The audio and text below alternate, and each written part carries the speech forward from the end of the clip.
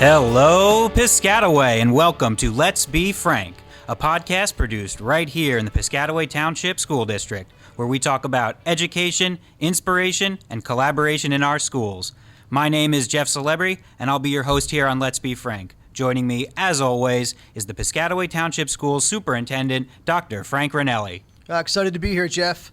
Last time was a lot of fun. Looking forward to the second episode here. And before we begin, Frank, I just want to say a quick thank you to all our listeners out there for making our first episode of Let's Be Frank a huge success. The feedback was tremendous. And right now, you can access our show at our YouTube channel, but also up on Apple Podcasts. And Frank, did you know that on Apple Podcasts right now, we are sporting a full 5-star rating? Yeah, that's great. The response has been terrific.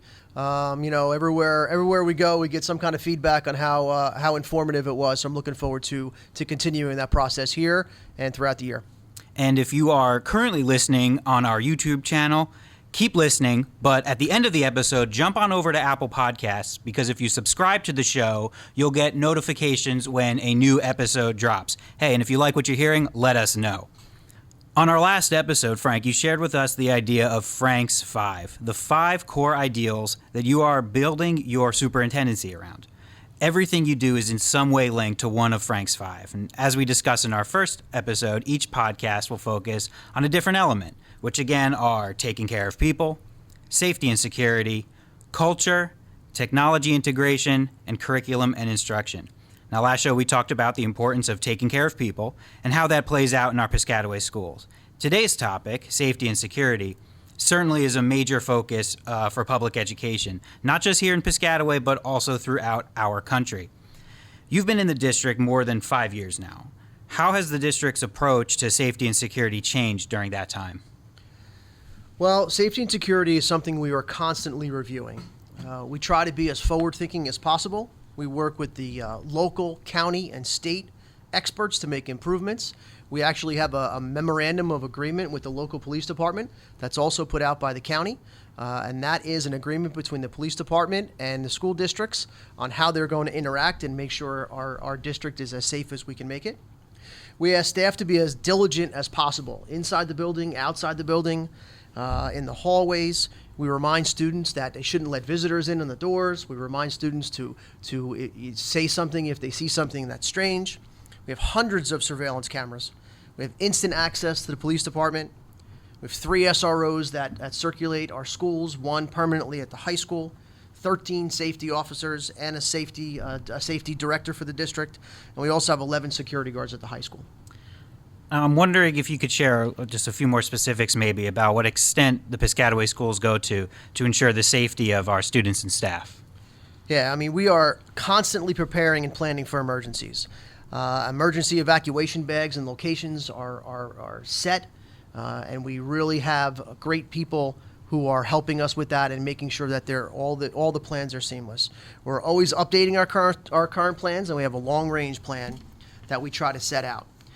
In that long-range plan, I mean, it's a multi-year plan, and we do everything we can, but it's been in our district for a few years now, and we continue to update it every year. And in that plan, we include the development and emergency plans for arrival and dismissal times, for after-school activities. We purchased locks for every classroom door in the district that lock from the inside, so teachers or students don't have to go out in the hallway to lock the door. We purchase, driveway safety statues to make sure when parents are driving up, they take care not to, look for pedestrians. We've also installed key fob shutoffs, so when there's an emergency, the inside the building can hit a button and shut off all of the access in the buildings, which we think is a really positive addition. Constantly upgrading the security cameras. We add additional security cameras every year. And we address the PA system, the public announce systems. When you can go to every school and find some dead spots that the PA system maybe doesn't hit. Well, there are no more of that. There's no more of that in the Piscataway schools. We've addressed all the PA systems. Now the PA system goes to the faculty room, the bathrooms, and all of the areas that it did not used to. We have, as I mentioned before, we have safety officers in all the buildings. They are to monitor not only the visitors in the building, but also the buildings and grounds. I talk to a few of them all the time, and one of my questions was, how many steps do you have today? Right? Because they're constantly moving around the building. Right. And it's just thousands. We really appreciate all of the work they do. We're in the process of installing some visitor management systems to where a visitor comes up and we scan their ID, and then there's a process for them to be able to gain access to the building. All of our area doors that are entrance are lockable, and they have magnetic swipes. And we also ask all of our staff, and in some schools we require our students to wear their safety ID badges.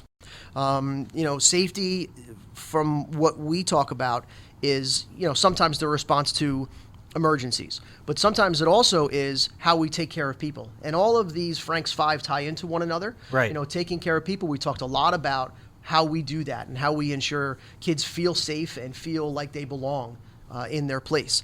And that's part of safety. If Right. kids feel safe when they come to school, their minds are going to be clear for education. If they understand the procedures to an emergency, they can understand specifically what to do and not panic.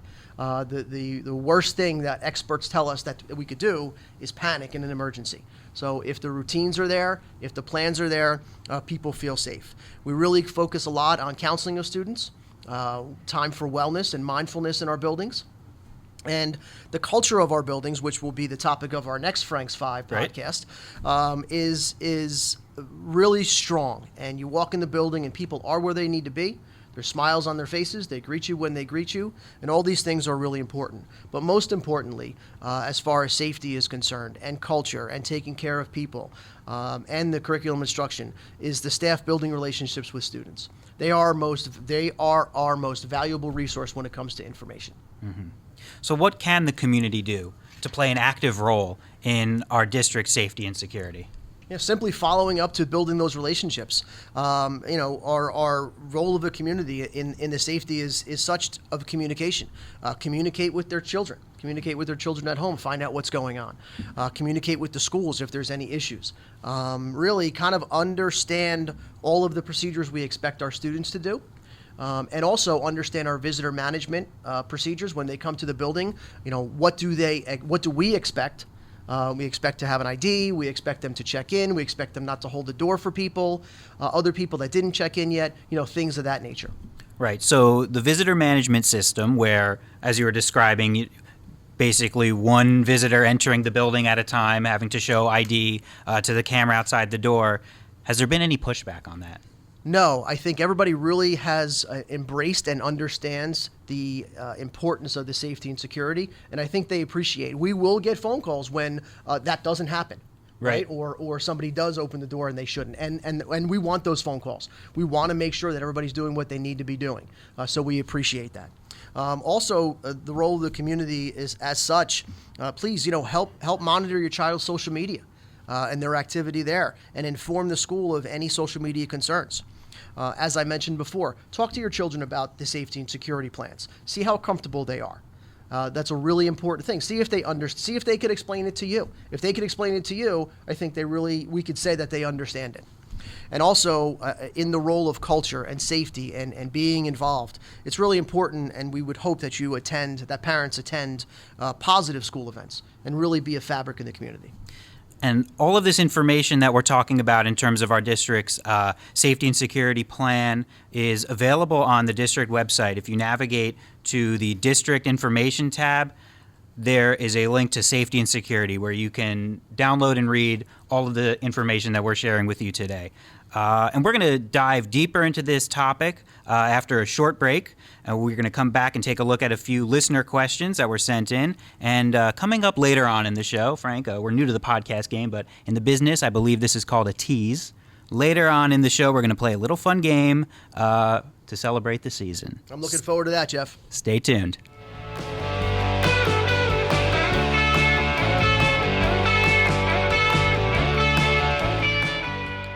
Have you ever watched Pitch Perfect and wished that could be you?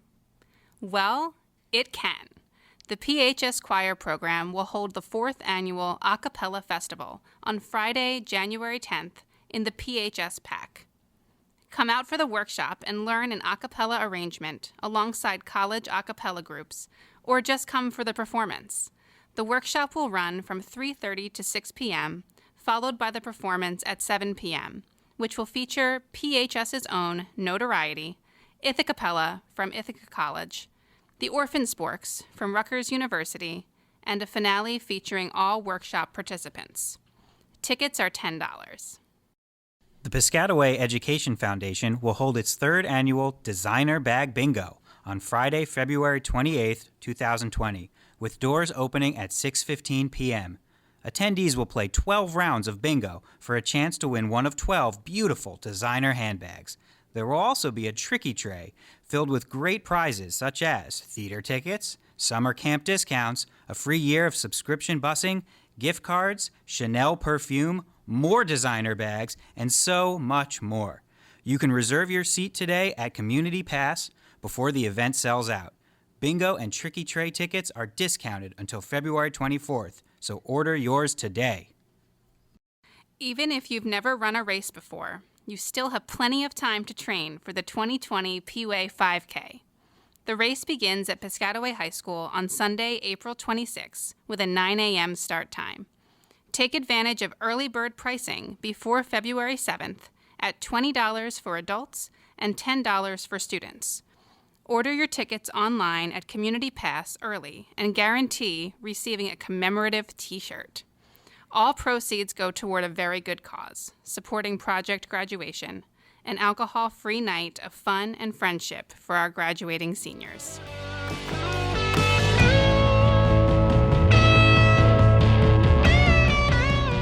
Welcome back to Let's Be Frank. Right now, we're going to start a segment of our show where we answer some listener questions submitted by the Piscataway community. And if you want to get involved with the show and submit a question for Frank, send us an email at letsbefrank@pway.org. That's letsbefrank@pway.org. Not all of the questions that are submitted will be answered here on the podcast, but we'll certainly do our best to feature a few questions each show that relate to our show's topic.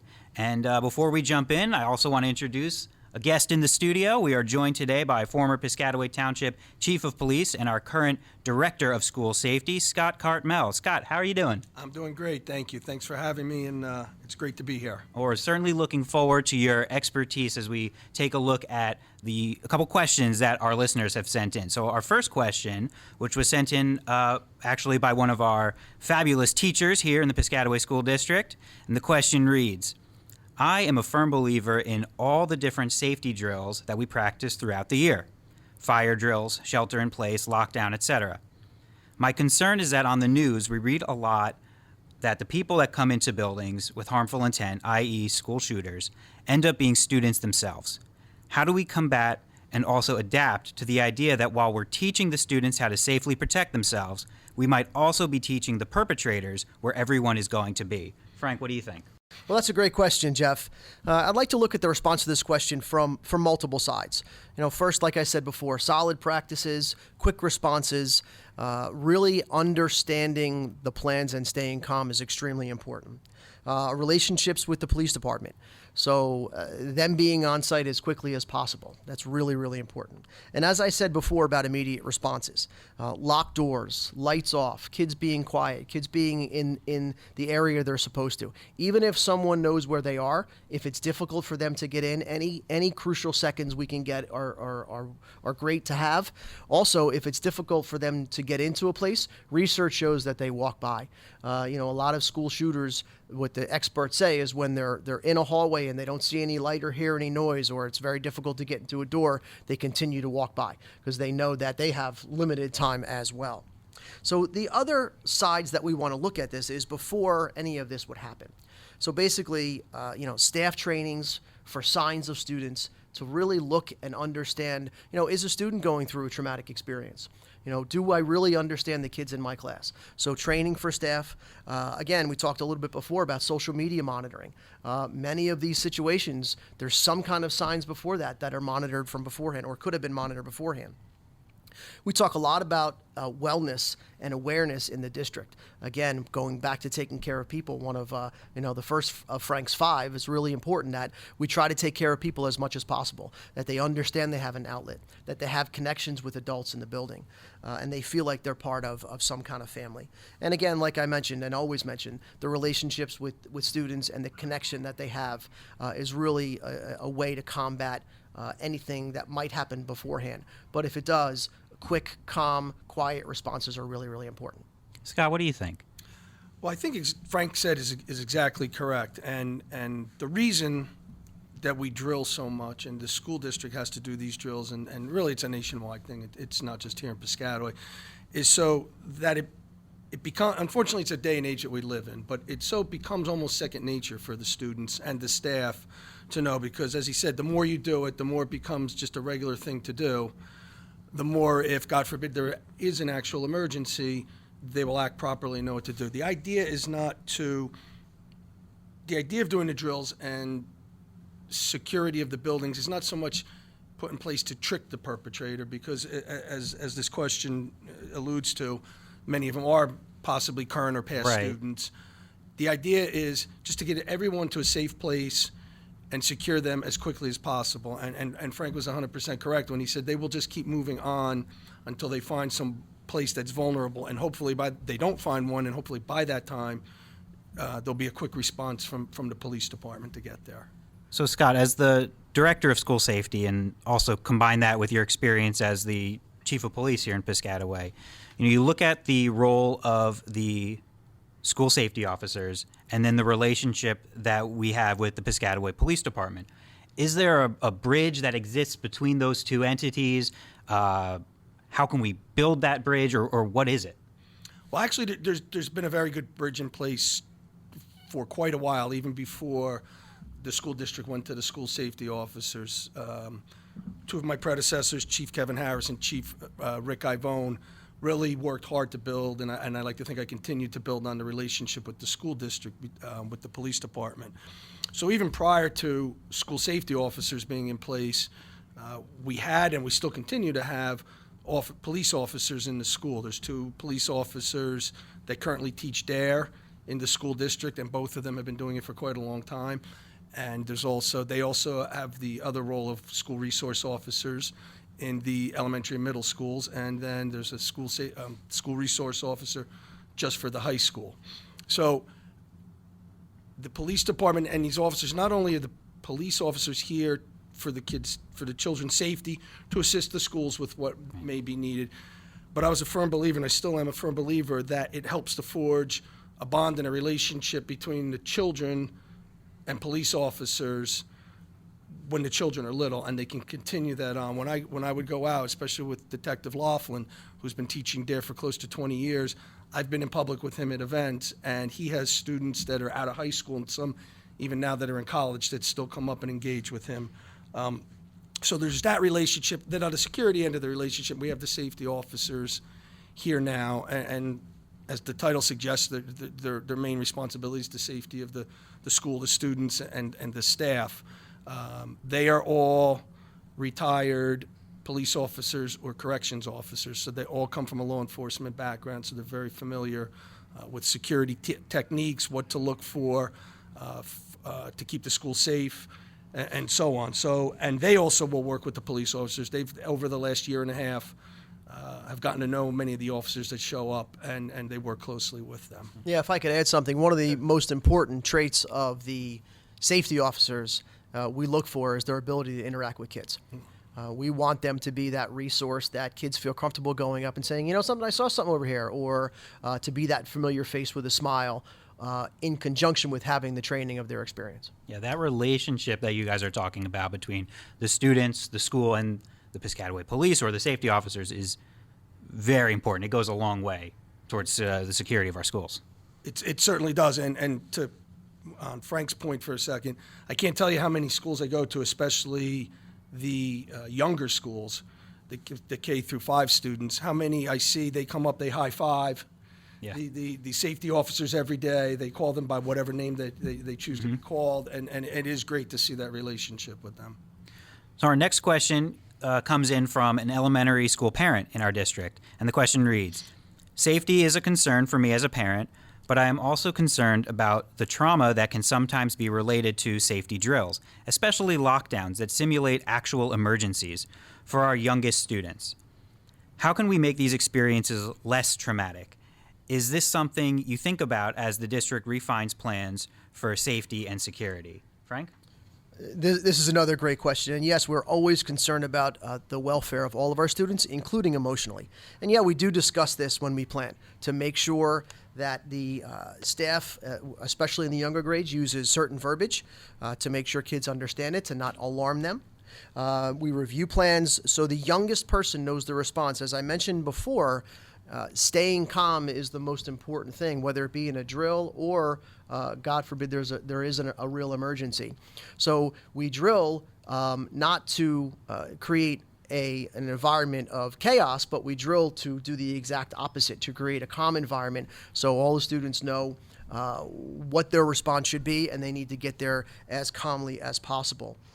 We discuss it with the students, and we also try to identify any students who seem uncomfortable, and then we respond appropriately to make sure that students don't go home and really show signs of experience in a traumatic event from a drill that we have. Scott? I think the schools do a great job with this, and as Frank said, there's procedures in place and tools for the staff and the teachers to help.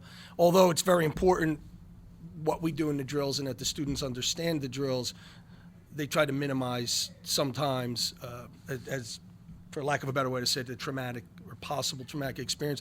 I also think that it's not a bad idea for the parents to discuss this with their children at home also. However they choose to do it, and explain to them why it's necessary and that it's not necessarily a bad experience, but to use it as a learning experience. Great. And that speaks to, again, Frank, as you mentioned earlier, the connections between all of Frank's five, where we're thinking about safety and security, but we're also thinking about how do we take care of people and how does that contribute to the culture of a building and so on. And speaking of that, next episode, we're going to focus on culture. And if you have a question that you want to send in through an email, again, to letsbefrank@pway.org on culture, go ahead and do that, and maybe we'll be able to get to it here on the show. Frank, can you just talk a little bit about what culture means to you in our schools? Sure, Jeff. And as we talk about, they're all intertwined, right? We talked a lot about taking care of people in our first episode and the culture of a building in response to our second one. This episode here, as far as safety is concerned. Our third one focuses on culture.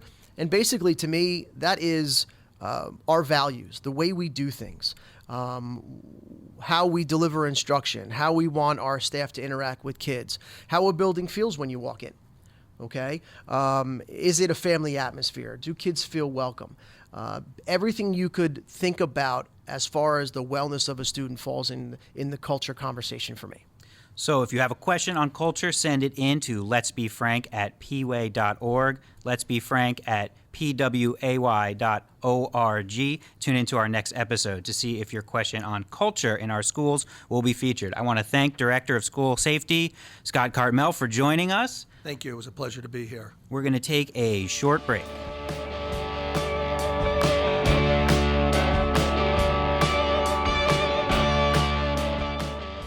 This is Dr. Ranelli, Superintendent of Piscataway Township Schools. We have so many important people that serve our community. I want to take a minute to highlight and thank our Human Resources Department and our Business Department for all they do to make our district great. Whether you are a teacher, student, parent, community member, when you call or enter the Board of Education building, the first person you encounter works in the Human Resources Department. This 6-member team does much more than coordinate and supervise the hiring process for a workforce of over 1,000 employees. They take care of all their medical benefits and all the paperwork that goes along with that. They're the eyes and ears of the building, greeting visitors, routing phone calls to appropriate staff members, and ensuring privacy for all family members and staff members who require it. The Piscataway Township Schools Business Office carefully supervises the district funds, meaning more money goes directly into what's most important, teaching and learning. For the past 2 years, the Association of School Business Officials International has awarded the Business Office a Certificate of Excellence for high standards for financial reporting and accountability. In 2017, S&P Global Ratings upgraded the district to a AA bond rating, reflecting the district's sound financial practices and translating into lower interest rates for districts and any debt offerings. Please join me in thanking both of these departments for their hard work and dedication. We are really grateful to the individuals who work so hard.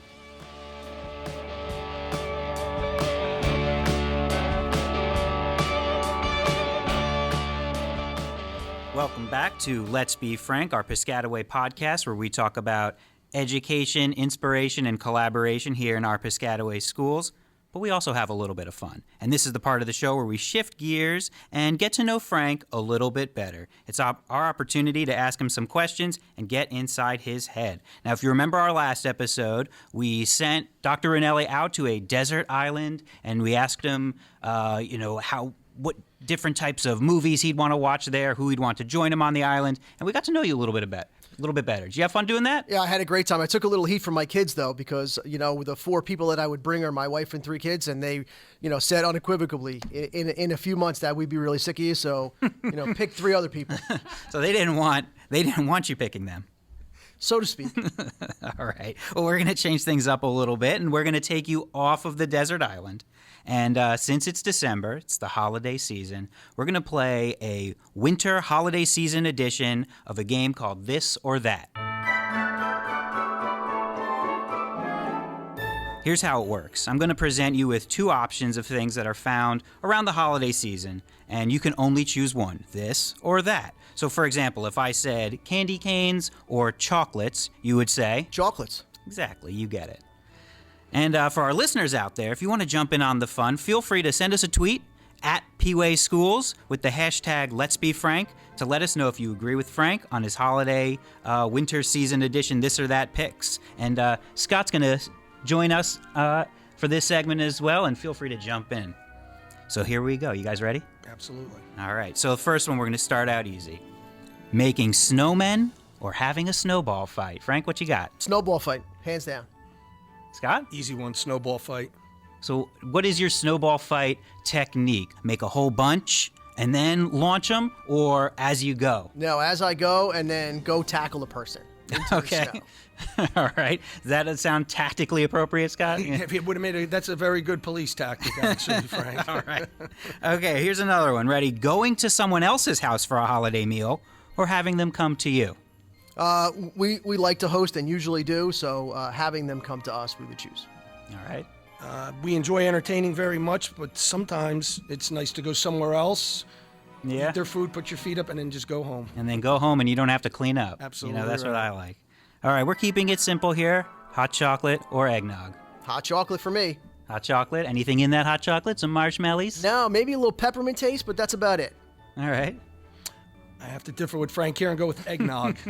Absolutely. I think I was the only one in my family that drank it, but I enjoy it. Yeah, that's always one of those things that there's one person in the house who will have the eggnog, and you got to get it for them. It's me and Clark Griswold. I think I know what Frank's going to say for this next one. Holiday shopping, online or in stores? I might trip you up here. It's in stores. Really? Yeah, so Jeff thinks he knows what I was going to say because as he pulled up here, I was looking for something on Amazon, and but it is in stores. I like the holiday season. I like walking around. I like the cheerfulness, for the most part, of what I experience. All right.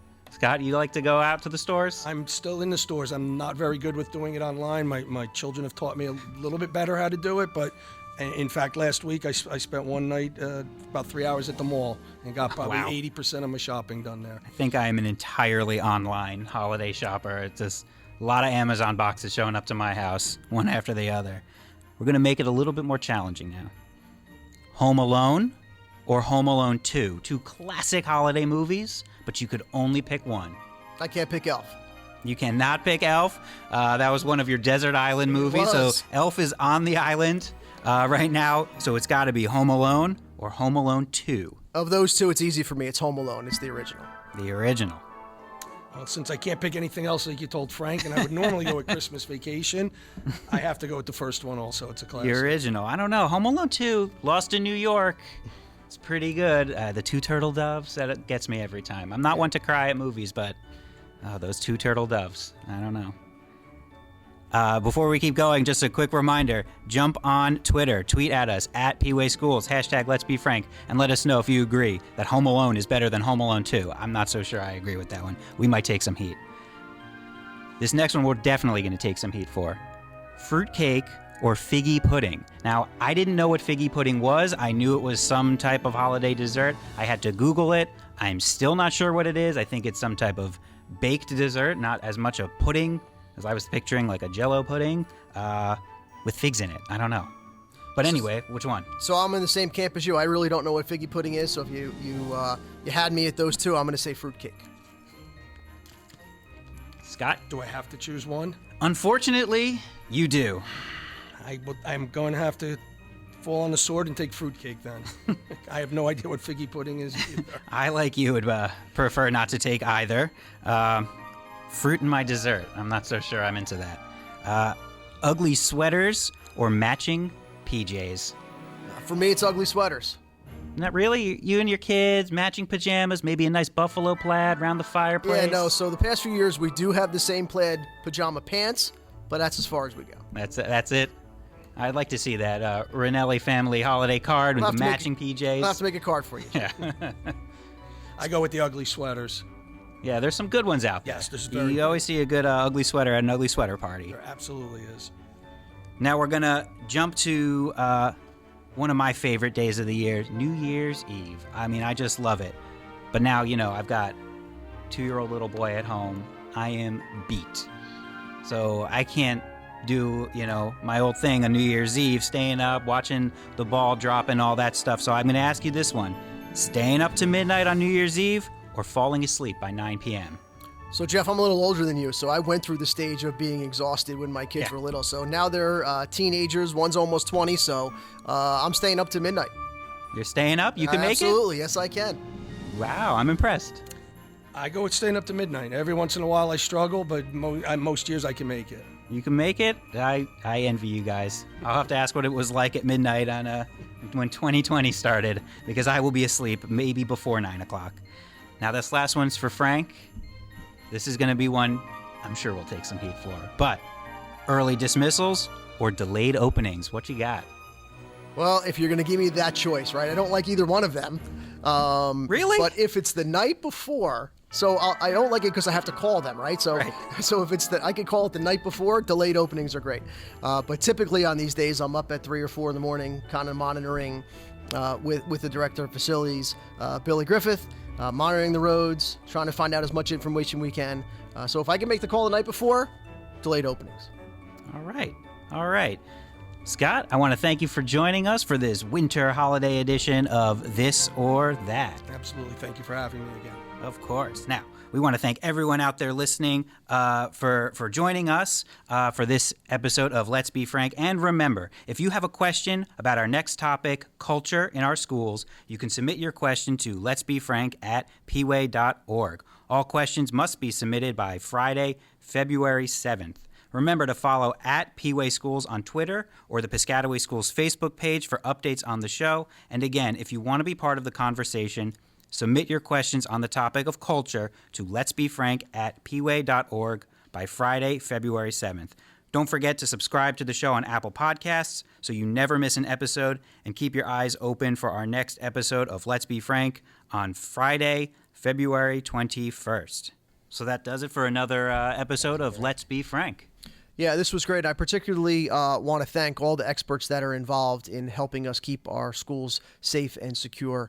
From our school safety offices, our school safety director, the Piscataway Police Department. Thanks especially to Chief Mike McLaughlin for all of the interactions that we have together, the relationship that we have. It's really wonderful, and I appreciate all the help in keeping our community as safe as possible. And let's just send a happy holidays out to all of our listeners in the Piscataway community. Frank? Yeah, happy Have a great holidays, happy New Year, and everybody be safe. Let's Be Frank was recorded in the Piscataway High School radio studio. Thank you to Superintendent Frank Ranelli and Director of School Safety Scott Cartmel. Special thanks to Judy Palermo, Chris Iravondo, and Christopher Novak. This episode was produced by Jeff Celebri and Rebecca Sterlacki. Subscribe and listen to Let's Be Frank on Apple Podcasts or on our Let's Be Frank YouTube channel.